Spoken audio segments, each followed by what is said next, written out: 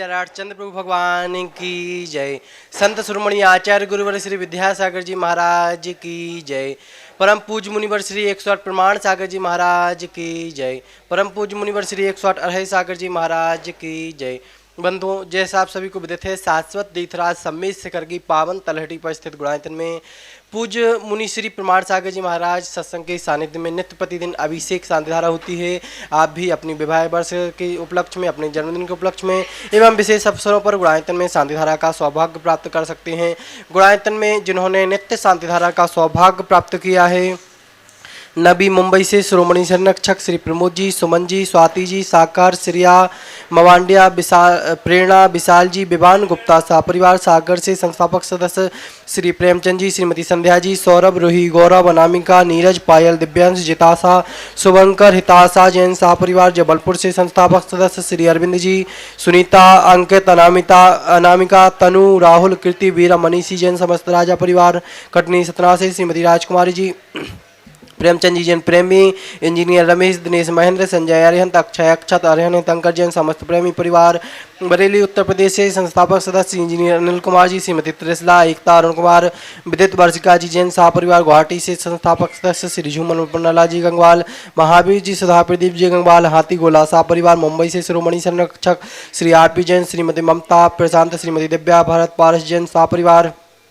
USA से संस्थापक सदस्य श्री अजय जी, मधु, अतुल, रीना आदि, अविरिया जी, अंजू मेहता, अमित मेहता सा परिवार, कोलकाता से शिरोमणि संरक्षक श्रीमती चंदा देवी, धर्मपत्नी मोतीलाल जी, शांतिलाल, सुमति देवी, निर्मल, वीणा विजय, रश्मि अजय, कंचन यासिका, अंकिता, गौरव, नैतिक जी, सराबगी सा परिवार, कन्नौज से शिरोमणि संरक्षक चिंतामणि सवाईलाल जी जैन सा परिवार, जयपुर से शिरोमणि संरक्षक श्री शांति कुमार, श्रीमती ममता जी, प्रीतम, मयूरी, ऋषभ, सिद्धि, स्प्रीति, आदित्य, नित्या जी जैन समस्त सौगानी परिवार, जापान वाले, रंगिया, गुवाहाटी से संस्थापक सदस्य श्री पदमचंद जी, राज जी, प्रियल, गुणांश जी, पहाड़िया सा परिवार, जयपुर से श्री संपत राय, शांति देवी, सुपुत्र रविंद्र, नरेंद्र जी, सुरेंद्र जी, पाटनी सा परिवार, निखार वाले, यूएसए ह्यूस्टन टेक्सास से श्री विजय जी, मंजू, गगन, केटी, अरु, गौरव, नेहल, चांदनी जी जैन सा परिवार, गुवाहाटी कोलकाता से श्री कबरीलाल जी सेठी, सुमेरमल जी छाबड़ा के परिवार से श्रीमती इंद्रमणि देवी छाबड़ा, सुरेंद्र प्रीति, सिद्धांत सलोनी, अजित, मोनिका आयु से अर्णव, विनीत, ऋतिका, विमान देवर, श्री सुधीर, हार्दिक, समझ चूड़ीवाल सेठी एवं छाबड़ा परिवार, बांदा से शिरोमणि संरक्षक श्री पुष्पेंद्र जी, श्रीमती सविता, अंकित, अमिता, मनस्वी, नैवेद्य, गुनगुन सा परिवार,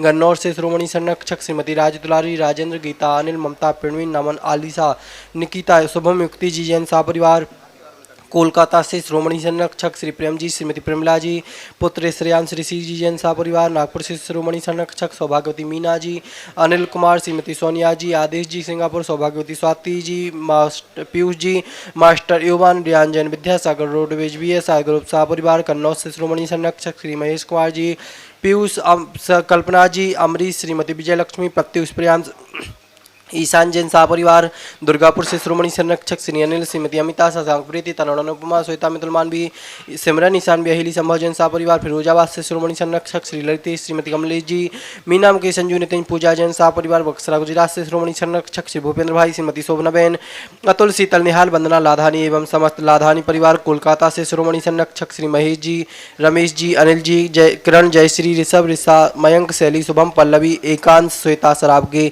सा परिवार, कोलकाता, मुंबई से शिरोमणि संरक्षक श्री प्रकाश चंद जी, सल्ला देवी पाटनी, पूजा, आदित्य पाटनी, पुत्री, दामाद, आदिशिका, संजय पांड्या, समस्त अतिवीर फाउंडेशन सा परिवार, कोलकाता से गुणायतन के यशस्वी अध्यक्ष श्री विनोद जी, किरण, राहुल, रितुम, जो सौरभ जी, काला सा परिवार, जयपुर अमेरिका से शिरोमणि संरक्षक श्रीमती कमला देवी, दिनेश कुमार, विनीता, वैभव, अक्षिता, विनीत, जानवी, विराज, पापड़ीवाल सा परिवार, देहरादून से शिरोमणि संरक्षक श्री विनोद जी, कमलेश, आशीष, मेघा, अतिन, पूजा, रिचा, विवेक जैन, रामपुर वाला सा परिवार, जयपुर से शिरोमणि संरक्षक श्री नंद किशोर, शांति देवी, प्रमोद, नीना, सुनील, निशा, पहाड़िया सा परिवार, मिर्जापुर से शिरोमणि संरक्षक श्री ऋषभ, सुमन जी, विमल, किरण, राजकुमार, शोभा, विक्रम, सारिका, विकास, आशिका जी जैन सा परिवार, इम्फाल, मणिपुर से श्री ज्ञानचंद जी, श्रीमती लीला जी कासलीवाल, आकाश, निधि, बान्या, व्योम, मेघरा, सोहनलाल कासलीवाल सा परिवार, भोपाल से श्रीमती राजकुमारी जी, धर्मपत्नी संतोष जी सराफ, पुत्र वधु सपन, ममता, प्रतिभा, अनुभव, अंशुल सराफ, गुणायतन प्रचार मंत्री गंजवासुदास से स्वर्गीय अजित कुमार, श्रीमती जतनबाई, श्रीमती मंजुलता, सुपुत्र एकांश, श्वेता, ज्ञानसी जैन सा परिवार, इंदौर से संस्थापक सदस्य श्रीमती विमला देवी लाल परिवार से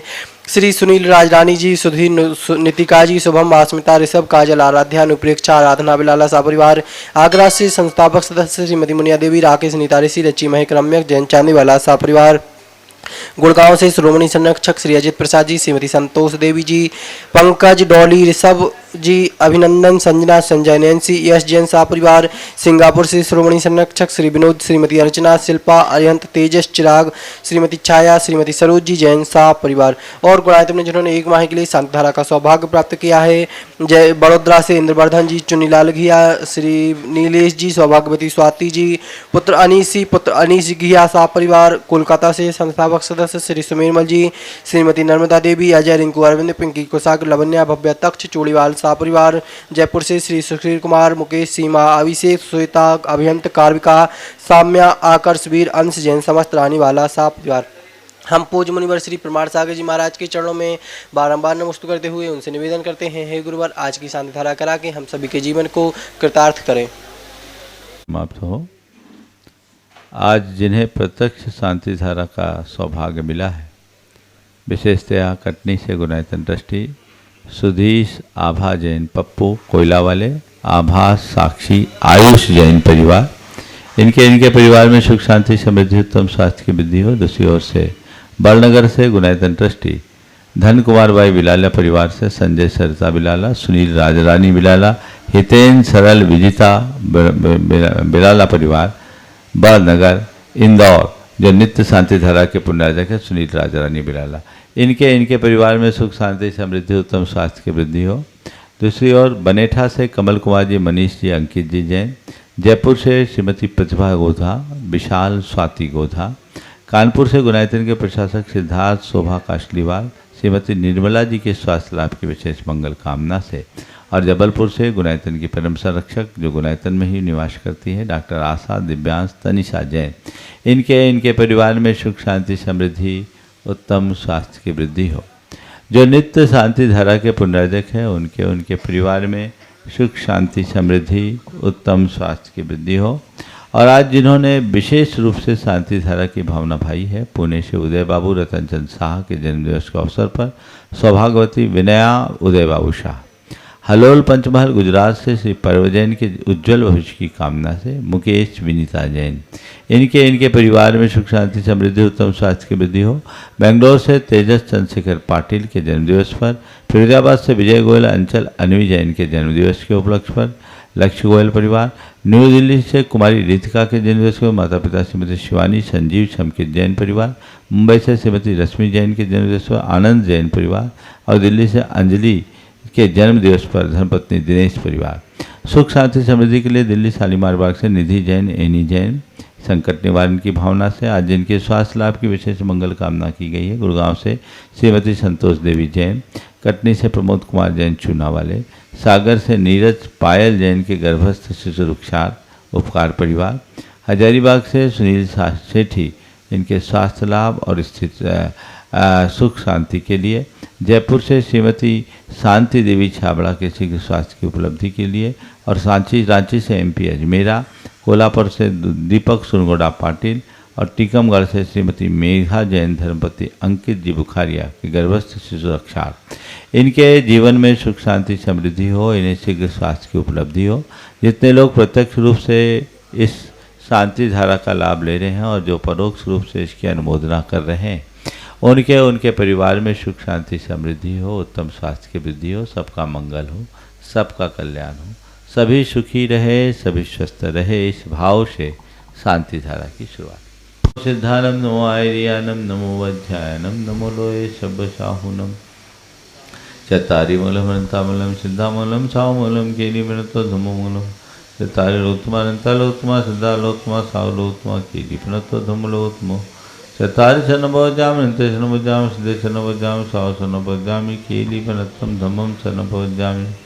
ओम ह्रीं अनादि मूलमंत्रेभ्यो नमः। सर्व शांतिम तुष्टिम पुष्टिम च कुरु कुरु। ओम नमस्ते भगवते प्रचिना से दुष्कर्मसाय दिव्य जो मूर्ति नमः। श्री शांति दाताय शांति कराय सर्व विघ्न प्रणाशाय सर्वोगाप मृत्यु विनाशनाय सर्वप्रकृतितो विनाशनाय सर्वक्षाम डामर विनाशनाय। ओम ह्रां ह्रीं ह्रूं ह्रौं ह्र असिया उषा सर्व शांतिम तुष्टिम पुष्टिम च कुरु कुरु। ओम ह्रूं छुम पट कीटिम कीटिम घाते घाते पर विघ्नान स्फुट स्फुट सचखंडान कुरु कुरु। परमुद्रान छिन छिंद परमंत्रान भिन्न भिंद छ छ व ह्रूं पट सर्व शांतिम कुरु कुरु। ओम ह्रीं श्रीं क्लीं ऐं अर्हं अचिया उषानहद विद्याय नमो अरिहंतानं ह्रौं सर्वशान्तिं कुरु कुरु। ओम आहराम श्रीह्रीं आहुरुं ऊहुरौं साहर जगदादव विनाशनाय ह्रीं श्री शांतिनाथाय नमः सर्व शांतिं कुरु कुरु। ओम ह्रीं श्री शांतिनाथाय अशोक तुरसत प्रातिहारमणिताय अशोक तुरसत प्रातिहार सोन प्रतपदाय म्लर व्रीं बीजाय सर्वदो शांति कराय नमः सर्व शांतिं कुरु कुरु। ओम ह्रीं श्री शांतिनाथाय सुरपुष्पष्टि सत प्रातिहारमणिताय सुरपुष्पष्टि सत प्रातिहार सोन प्रतपदाय म्लर व्रीं बीजाय सर्वदो शांति कराय नमः सर्व शांतिं कुरु कुरु। नमः सर्व शांतिं कुरु कुरु। ओम ह्रीं श्री शांतिनाथाय चाम्रोत्तोलन सत प्रातिहारमणिताय चाम्रोत्तोलन सत प्रातिहार सोन प्रदपदाय रमलर व्रीं बीजाय सर्वदो शांति कराय नमः सर्व शांतिं कुरु कुरु। ओम ह्रीं श्री शांतिनाथाय सिंहासन सत प्रातिहारमणिताय सिंहासन सत प्रातिहार सोन प्रदपदाय गमलर व्रीं बीजाय सर्वदो शांति कराय नमः सर्व शांतिं कुरु कुरु। ओम ह्रीं श्री शांतिनाथाय भामंडल सत प्रातिहारमणिताय भामंडल सत प्रातिहार सोन प्रदपदाय झमलर व्रीं बीजाय सर्वदो शांति कराय नमः सर्व शांतिं कुरु कुरु। ओम ह्रीं श्री शांतिनाथाय दुंदुभि सत प्रातिहारमणिताय दुंदुभि सत प्रातिहार सोन प्रदपदाय स्मलर व्रीं बीजाय सर्वदो शांति कराय नमः सर्व शांतिं कुरु कुरु। ओम ह्रीं श्री शांतिनाथाय छत्तर सत प्रातिहारमणिताय छत्तर सत प्रातिहार सोन प्रदपदाय कमलार्या सहिताय बीजाष्टमंडन मणिताय सर्वविघ्न शांति कराय नमः सर्व शांतिं कुरु कुरु। ओम ह्रीं अर्हं नमो जिनानं सर्व शांतिः भवतु। ह्रीं अर्हं नमो ओहि जिनानं सर्व शांतिः भवतु। ओम ह्रीं अर्हं नमो परमोहि जिनानं सर्व शांतिः भवतु। ओम ह्रीं अर्हं नमो सब्बोहि जिनानं सर्व शांतिः भवतु। ओम ह्रीं अर्हं नमो अनन्तोहि जिनानं सर्व शांतिः भवतु। ओम ह्रीं अर्हं नमो कोठबुद्धि सर्व शांतिः भवतु। ओम ह्रीं अर्हं नमो वे नमो संभिन्सोदारानं सर्व शांतिः भवतु। ओम ह्रीं अर्हं नमो स्वयं बुद्धानं सर्व शांतिः भवतु। ओम ह्रीं अर्हं नमो पत्ते बुद्धानं सर्व शांतिः भवतु। ओम ह्रीं अर्हं नमो बोहि बुद्धानं सर्व शांतिः भवतु। ओम ह्रीं अर्हं नमो उजुमदीनं सर्व शांतिः भवतु। ओम ह्रीं अर्हं नमो विपुलमदीनं सर्व शांतिः भवतु। ओम ह्रीं अर्हं नमो दशपुबीनं सर्व शांतिः भवतु। ओम ह्रीं अर्हं नमो चोदशपुबीनं सर्व शांतिः भवतु। ओम ह्रीं अर्हं नमो अठंग महानिमित्त कुशलानं सर्व शांतिः भवतु। ओम ह्रीं अर्हं नमो वन इद्धि पत्तानं सर्व शांतिः भवतु। ओम ह्रीं अर्हं नमो विद्याहरानं सर्व शांतिः भवतु। ओम ह्रीं अर्हं नमो चारणानं सर्व शांतिः भवतु। ओम ह्रीं अर्हं नमो आशिविशानं सर्व शांतिः भवतु। ओम ह्रीं अर्हं नमो डिट्ठिविशानं सर्व शांतिः भवतु। ओम ह्रीं अर्हं नमो उग्गदवानं सर्व शांतिः भवतु। ओम ह्रीं अर्हं नमो दित्ततवानं सर्व शांतिः भवतु। ओम ह्रीं अर्हं नमो तत्तवानं सर्व शांतिः भवतु। ओम ह्रीं अर्हं नमो महातवानं सर्व शांतिः भवतु। ओम ह्रीं अर्हं नमो घोरतवानं सर्व शांतिः भवतु। ओम ह्रीं अर्हं नमो घोरगुणानं सर्व शांतिः भवतु। ओम ह्रीं अर्हं नमो घोरपरक्मानं सर्व शांतिः भवतु। ह्रीं अर्हं नमो घोरगुणवम्भयारिणं सर्व शांतिः भवतु। ओम ह्रीं अर्हं नमो आमोसहिपत्तानं सर्व शांतिः भवतु। ह्रीं अर्हं नमो खेलोसहिपत्तानं सर्व शांतिः भवतु। ओम ह्रीं अर्हं नमो जल्लोसहिपत्तानं सर्व शांतिः भवतु। ओम ह्रीं अर्हं नमो विठ्ठोसहिपत्तानं सर्व शांतिः भवतु। ओम ह्रीं अर्हं नमो सव्वोसहिपत्तानं सर्व शांतिः भवतु। ओम ह्रीं अर्हं नमो मनबलिनं सर्व शांतिः भवतु। ह्रीं अर्हं नमो बचिबलिनं सर्व शांतिः भवतु। ओम ह्रीं अर्हं नमो कायबलिनं सर्व शांतिः भवतु। ओम ह्रीं अर्हं नमो कीरसवीनं सर्व शांतिः भवतु। ओम ह्रीं अर्हं नमो सप्पिशवीनं सर्व शांतिः भवतु। ओम ह्रीं अर्हं नमो महूषवीनं सर्व शांतिः भवतु। ओम ह्रीं अर्हं नमो अमीश नमो भगवदो महदी महावीर वर्धमान बुद्धिऋषीनं चेदि सर्व शांतिः भवतु।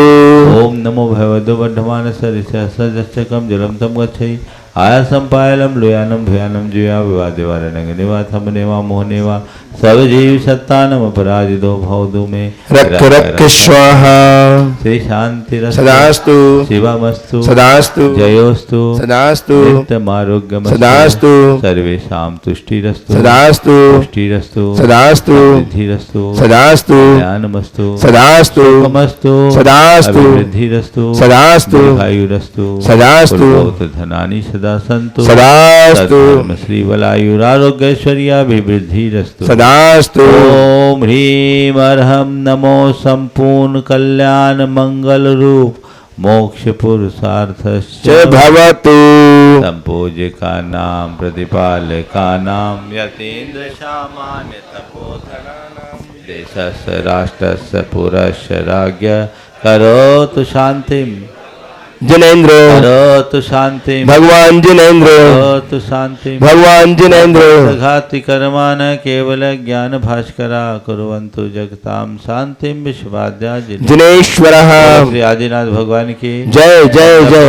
नित्य प्रति यह प्रवचन की श्रृंखला में अपन सब यहाँ पर उपस्थित हैं। बंधुओं, आपको विदित है कि चल रहा है यहाँ पर वर्षा योग। इस वर्षा योग में विभिन्न कार्यक्रम होंगे। इन विभिन्न कार्यक्रमों में अपने को सौभाग्य मिल रहा है पूज्य मुनिवर के द्वारा निश्रित वह भावना योग के उन मंत्रों को सुनने का, उन वाक्यों को जो हमारे जीवन को परिवर्तित करने में सहायक होंगे। तो आगामी 13, 14, 15 अगस्त को इसी स्थान पर गुणायतन परिसर में पूज्य मुनिवर के द्वारा भावना योग शिविर का आयोजन किया जा रहा है। मैं आपसे कहना चाहूँगा, अपने जीवन को परिष्कृत करने के लिए आएँ और इस भावना योग शिविर में आप शामिल हो जाएं। विभिन्न बीमारियों को दूर करने का एक ही इलाज है, वो है भावना योग। आएँ, उस भावना योग से जुड़ें। आप अपनी स्वीकृति पहले से दें। गुणायतन कार्यालय में आप संपर्क करके 13, 14, 15 तारीख को जो यहाँ से प्रसारित होगा भावना योग, आप उसमें किसी भी रूप में जुड़ सकते हैं, जिसे आप प्रामाणिक ऐप में रजिस्टर्ड कर सकते हैं। मैं आपसे निवेदन करना चाहूंगा, मात्र 1100 रुपए की शुल्क राशि के माध्यम से आप इस शिविर में शामिल होंगे।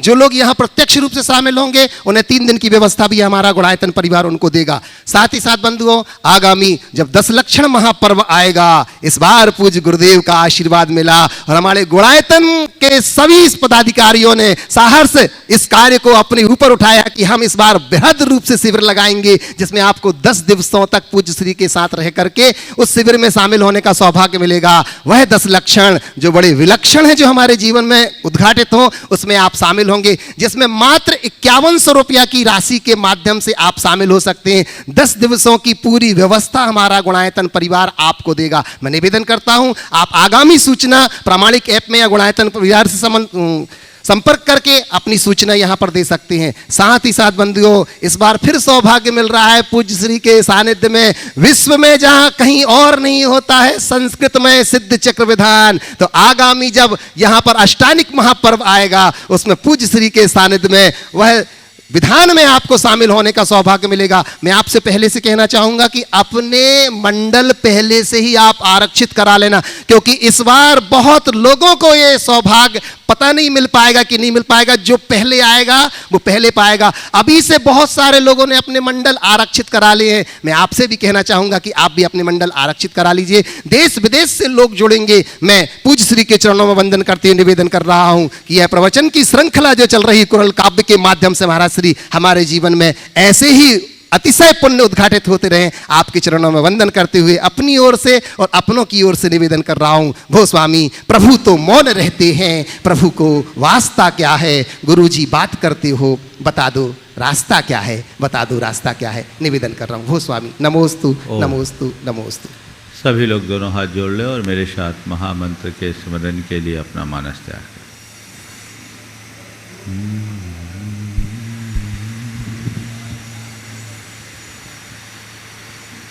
नमो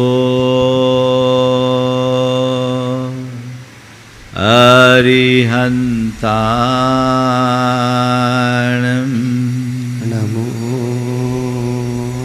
अरिहंताणं नमो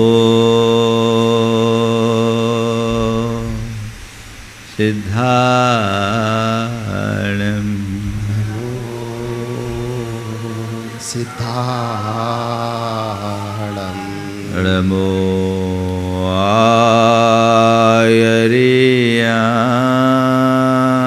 आयर्याणं आयर्याणं नमो वज्जायाणं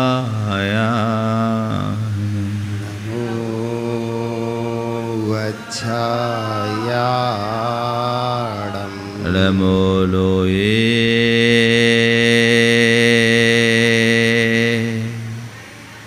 सवशाहुनं नमो लोये सौविसाहुडम् ऐसो पंच हड़मोयारो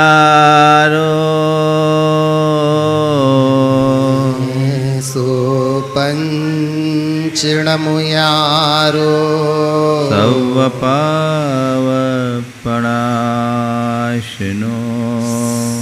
विपावपणासिनो मंगलाणं च सवेसिं मंगलाणं च सवेसिं परमं होय मंगलम। परमं होय मंगलम। जय बोलो देवादिदेव खदराट श्री भगवान महावीर स्वामी की जय जय जय। अहिंसा परमो धर्म की जय जय जय। परम पूज्य आचार्य गुरुवर श्री विद्यासागर जी महाराज की जय जय जय। परम पूज्य मुनिवर श्री प्रमाण सागर जी महाराज की जय जय जय। परम पूज्य मुनिवर श्री अरह सागर जी महाराज की जय जय जय। गृहस्थ आश्रम का जिसने अच्छे ढंग से निर्वाह कर लिया उसे शेष 3 आश्रमों की कोई जरूरत नहीं है।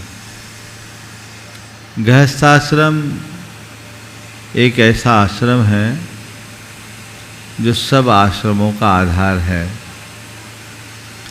और इस संदर्भ में हम सब ने कल काफ़ी व्यापक चर्चा की। पर गृहस्थ वही होता है जो गृहिणी से जुड़ता है, उसकी सारी गृहस्थी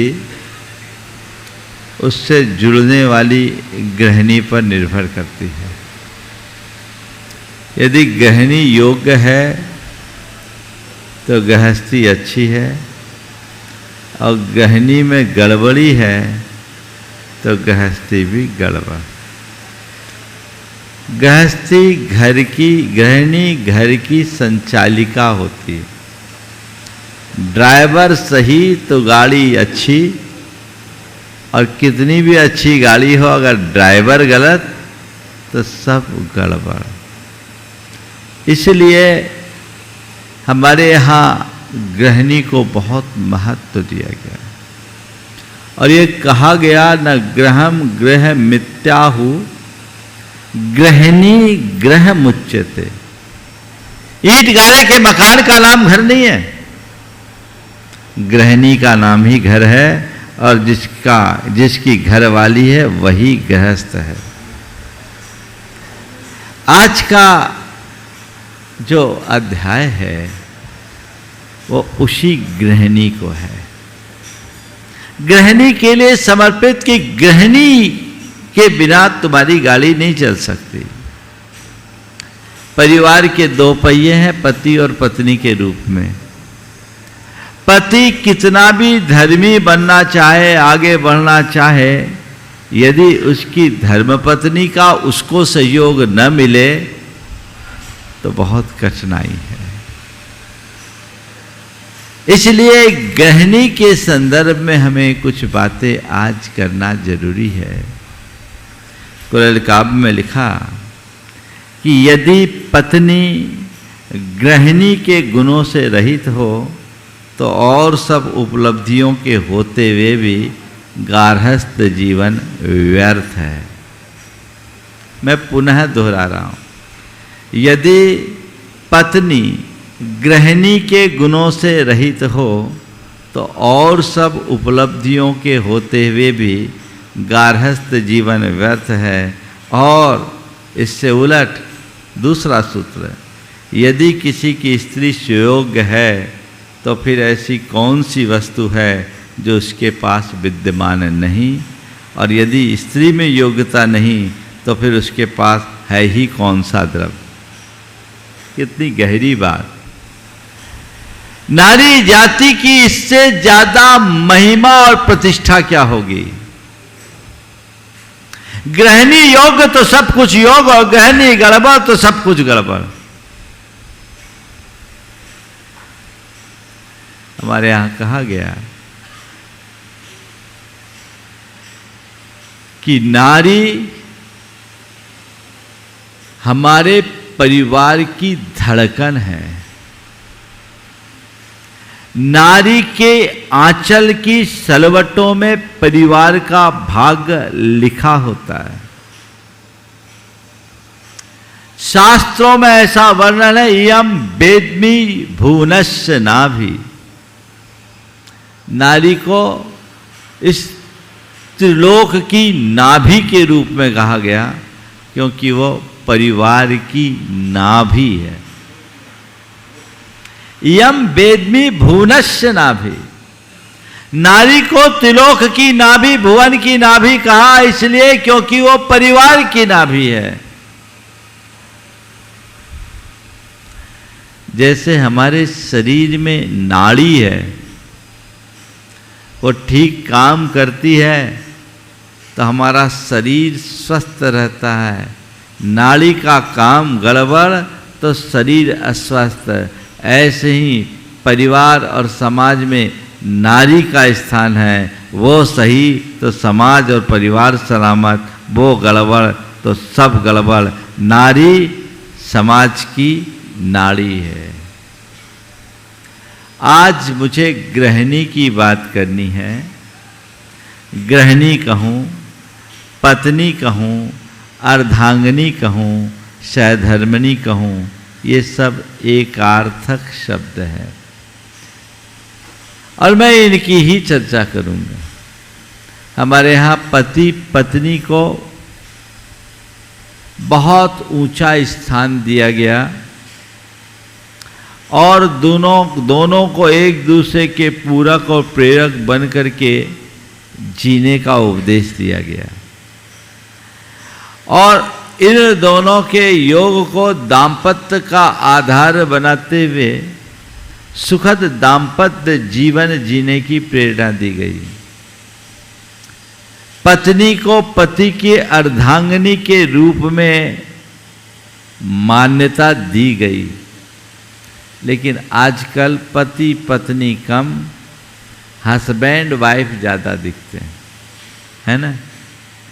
पति पत्नी में और हस्बैंड वाइफ में बड़ा अंतर है।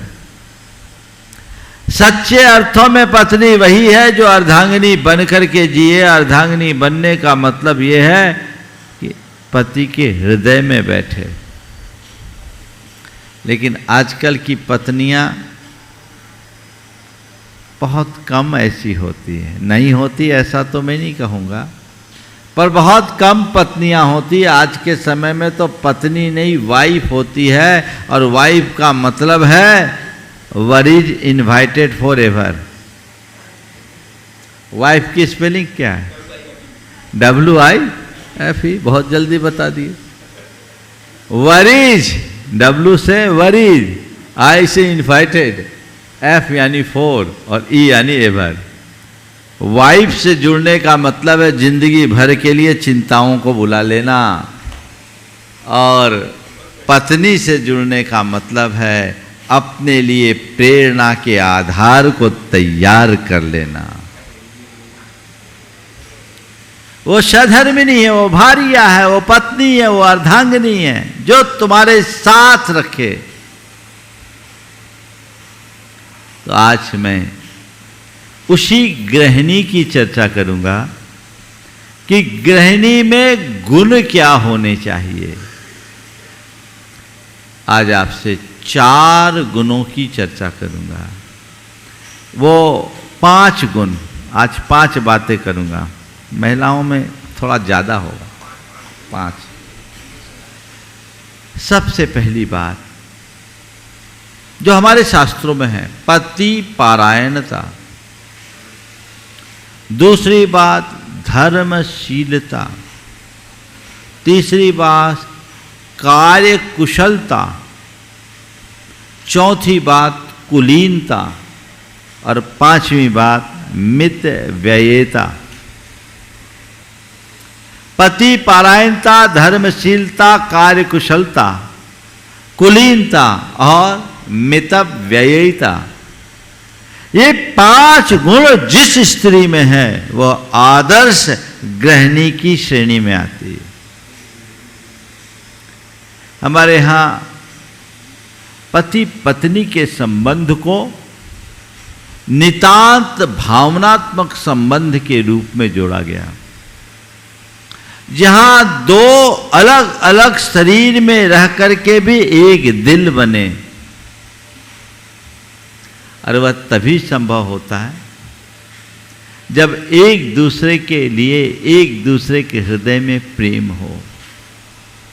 और गृहिणी के लिए कहा गया कि उसे अपने पति का पारायण होना चाहिए, और पुराने समय में ऐसा बहुलता से दिखता भी था। आधुनिक युग में जब से समाधिकार की भावना तेजी से बढ़ी है, वहाँ अब उल्टा होने लगा। अब पति पारायणता कम, पति पलायनता ज़्यादा हो गए। पलायन है ना, अब वो बातें नहीं रह गई। पहले कोई पत्नी होती थी, वो धर्म पत्नी होती थी और पति के साथ समर्पित होकर जुड़े रहना अपना धर्म मानती थी, और पति भी अपना सर्वस्व उसके लिए न्यौछावर करता था। अब हम क्यों सहे? कायदे से पति और पत्नी के मध्य कोई ईगो नहीं आना चाहिए। वहां जब ईगो आता है तो दूरियां खड़ी होती है, और इसका ये परिणाम है विवाह होता नहीं, तलाक की बातें शुरू हो जाती। वजह क्या है? सोच का परिवर्तन। पहले अगर बेटी विवाहित होकर के विदा होती थी तो माँ बाप कहते थे बेटा अब तेरा वही घर है, धीरे धीरे सब ठीक हो जाएगा, सहन करना। और अब बोलते हैं बेटी कोई कॉम्प्रोमाइज मत करना, कुछ है तो हम हैं। शिक्षा ही उल्टी। अब लोगों की पहली चिंता होती है कि हमारे बच्चों का विवाह हो जाए, और दूसरी चिंता होती कि किसी तरह से वो सेटल हो जाए। ये जो सोच है, इस सोच का परिणाम बहुत भयानक है। हमें इस सोच से मुक्त होना होगा, अपने मानस को उसी तरीके से तैयार करना होगा। पति पारायण, हमारे पुराणों और शास्त्रों में ऐसे अनेक आख्यान भरे पड़े हैं जिसमें पत्नियों ने, धर्म पत्नियों ने अपने पत्नी धर्म का पालन करते हुए बिगड़े बिगड़े पतियों को भी रास्ते पर लगाया है, चाहे वो कालिदास हो चाहे तुलसीदास हो और अन्य अनेक। ये पति पारायणता उनका धर्म है, वो होना चाहिए। ये मत बोलना महाराज आप तो एक तरफा पुरुष प्रधान बात की वकालत कर रहे हैं।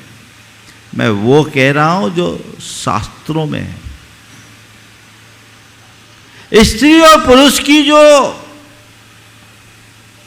संरचना है, जो स्वभाव है प्रकृति ने बनाया, वो भिन्न भिन्न है। पुरुष स्तंभ की तरह है और स्त्री लता की तरह। स्तंभ ठूठ की तरह खड़ा रहता, झुकता नहीं है। लेकिन लता अगर किसी स्तंभ से लिपट जाए तो ऊंचाई को छूती है, और लता की ऊंचा उठने पर उस स्तंभ की भी शोभा बढ़ जाती है। अगर ये दृष्टि हो तो बहुत आगे बढ़ा जा सकता है। इसके लिए व्यक्ति को अपने अहम को विसर्जित करना होगा। अहंकार जब तक हृदय में पनपता रहेगा, ये व्यवस्थाएं कतई उचित नहीं होगी।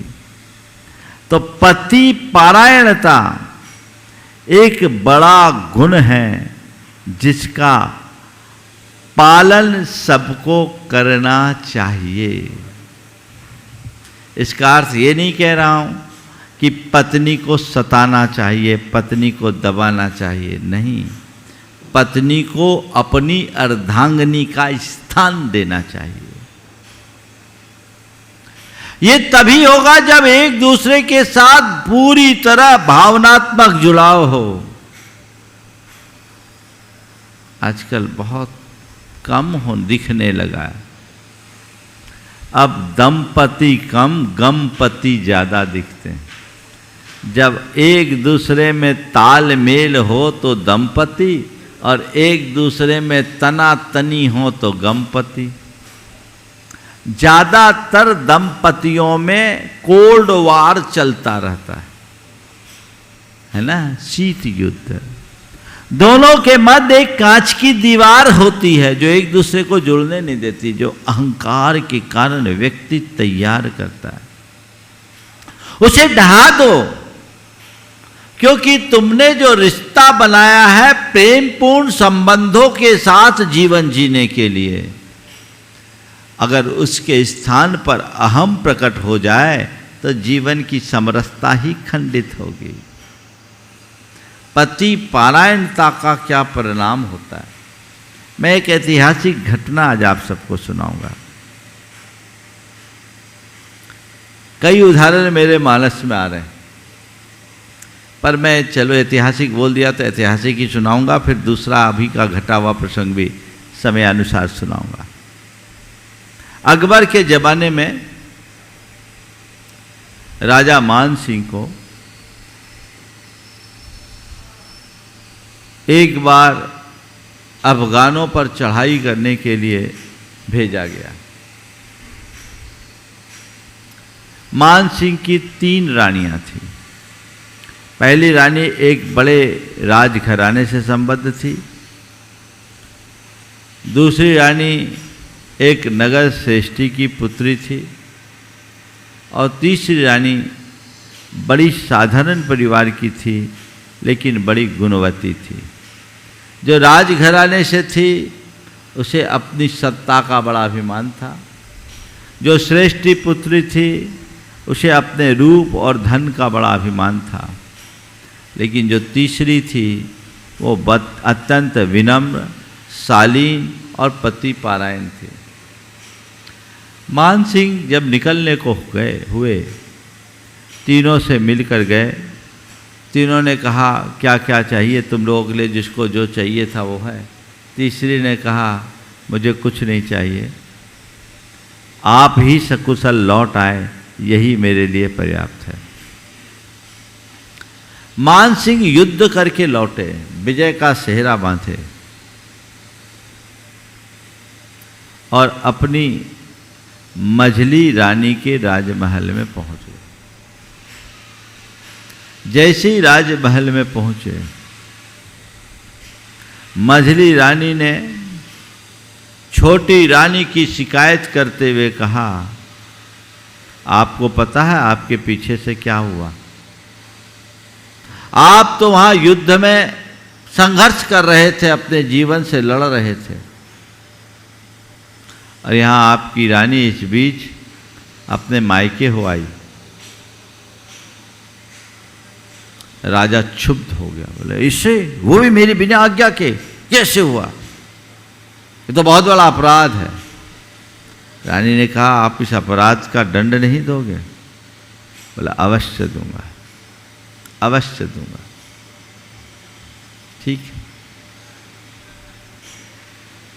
बात हो गई, रात पूरी हो गई।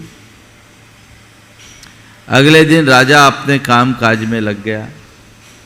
दिन भर उसे कोई ध्यान नहीं रहा, और रात में संयोग से अपनी छोटी रानी के पास ही पहुंचा, और जैसी रानी के पास पहुंचा उसे ख्याल आ गया। कड़कते हुए कहा, तुम मेरे सूने में अपने मायके होके आई, वो गई थी, तुमने अपराध किया। जरूर अपराध हुआ है, जरूर अपराध हुआ है, तो ये तुम्हें इसका दंड भोगना पड़ेगा। स्वामी आप जो दंड देंगे दे दें, पर मैं क्या करूं, मैं लाचार थी, मेरे पिता सख्त रूप से बीमार थे, मुझे उन्हें देखने जाना था, इसलिए मैं गई, मुझे अपराध क्षमा करो। मैं ये सब कुछ नहीं सुनता, तुम्हारे लिए मैं सुबह होते तक इस राज्य की सीमा से बाहर देखना चाहता हूं। कल तुम यहां नहीं रहोगे। और इतना कहकर राजा नशे में धुत था, गिर पड़ा। रानी ने अत्यंत धैर्य और संयम के साथ काम लिया। राजा ने कहा था तुम अपनी पसंद की कोई एक वस्तु लेकर के जा सकते हो। ठीक, रानी ने धैर्य और संयम से काम लिया। कहारों को बुलवाया, राजा को उसमें लिटवाया, दूसरी डोली पर खुद सवार हुई और रातों रात अपने मायके चले गई। उनका मायका पास के ही एक नगर में था। और बड़े इत्मीनान से अपने पति को पालकी से उतार कर बिस्तर पर लिटाई और पंखा झेलती भी उनके जागने की प्रतीक्षा में बैठी रही। जैसे ही राजा की आंख खुली, मैं यहां कहां आ गया, कौन लेकर आया? रानी ने कहा मैं लेकर आई। तुम कैसे लेकर आई? तुम्हें तो मैंने देश निकाला दिया था। बोले हाँ, मैं लेकर आई हूं और आपकी आज्ञा से ही लेकर आई। तुम्हें तो मैंने देश निकाला दे दिया था। बोले जी स्वामी, आपने मुझे देश निकाला दिया था यह कहते हुए कि तुम अपनी कोई एक प्रिय को लेकर के जा सकती हो, तो मेरे प्रिय केवल आप हो, इसलिए मैं आपको लेकर आई हूं और रात रात लेकर आई हूं। इस तरह मैंने आपके आदेश का अक्षरशः पालन किया। राजा उसका उत्तर सुनकर अभिभूत हो गया, तत्क्षण गले से लिपट गया। बोला मुझे माफ करना, मैं औरों की बातों में आ गया था। तुम्हारी जैसी निष्ठावान धर्मपत्नी का मैंने सही कद्र नहीं की, मुझे इसका बहुत दुख है। चलो वापस चलते हैं। ये है एक पति परायणा स्त्री का उदाहरण। ये भाव होना चाहिए। हो सकता आज की पढ़ी लिखी महिलाएं मुझे ऑर्थोडॉक्स कहे, पुराने विचारों का कहे, लेकिन शास्त्रों की जो बातें हैं बहुत ध्यान देने योग्य है। और इस संदर्भ में कुरल काव्य जो बात कहता है वो बहुत ध्यान देने की है। क्या लिखते हैं? जो स्त्री दूसरे देवताओं की पूजा नहीं करती किंतु बिछौने से उठते ही अपने पतिदेव के चरणों को नमस्कार करती है, जल से भरे हुए बादल भी उसका कहना मानते हैं। बात समझ में आ रही है? जो स्त्री दूसरे देवताओं की पूजा नहीं करती किंतु बिछौने से उठते ही अपने पतिदेव के चरणों को नमस्कार करती हैं, जल से भरे हुए बादल भी उसका कहना मानते हैं। शायद अच्छा नहीं लग रहा होगा, महाराज कहाँ चले गए? महाराज है तो बड़े मॉडर्न और प्रैक्टिकल बात करने वाले, लेकिन आज कौन सा पुराण खोल लिया? लेकिन नहीं, इसे अनुभव करो। प्रेम जिसके हृदय में होता है वो उसका पुजारी भी हो जाता है। अब आप कहोगे कि महाराज ये सब स्त्रियों के लिए ही क्या? मैं कहता हूं ये सवाल अहंकार का है, प्रेम का नहीं। पुरुषों के हृदय में भी होना चाहिए। उनकी बात आगे आएगी, चिंता मत करना, वो भी लपेटे में आएंगे। लेकिन जब स्त्री की बात है तो वहां स्त्री को समझना चाहिए, यदि सच्चे अर्थों में तुम्हारे हृदय में पति के प्रति प्रेम है तो ये भाव होना ही चाहिए। पर यथार्थ तो यही है, आजकल सब कुछ है पर प्रेम नहीं है ना। प्रेम खत्म हो गया। एक विचारक ने एक जगह लिखा कि स्त्री पुरुष पति पत्नी का रिश्ता एक दूसरे से प्रेम करने के लिए नहीं निभाते, पिछले जन्म का बैर भुनाने के लिए बनाते। पता नहीं उसका विचार कितना सही है, लेकिन अनुभव कुछ ऐसा दिखता है। लड़ने झगड़ने में ही पूरा समय। अरे तुमने एक दूसरे के साथ ये संबंध किस लिए बनाया? लड़ने झगड़ने के लिए या कुछ कर गुजरने के लिए। पत्नी को धर्म पत्नी कहा जाता है और विवाह को धर्म विवाह, मतलब एक दूसरे के साथ रह करके काम चलो। बहुत महत्व है गृहिणी का, शास्त्रों में लिखा है अर्धम भार्या मनुष्यस्य भार्या श्रेष्ठतमा सखा भार्या मूल त्रिवर्गस्य भार्या मूल तरिष्यति, कि मनुष्य की अर्धांगिनी उसकी पत्नी है, उसकी पत्नी व्यक्ति की श्रेष्ठतम मित्र है, सखा है, और उसे त्रिवर्ग का मूल कहा, यानी धर्म अर्थ और काम, इन तीनों पुरुषार्थों का मूल कहा। और जिसकी पत्नी उसके अनुकूल है, पति पत्नी के विचार एक दूसरे के अनुकूल है, वही इस संसार से तिर सकता है।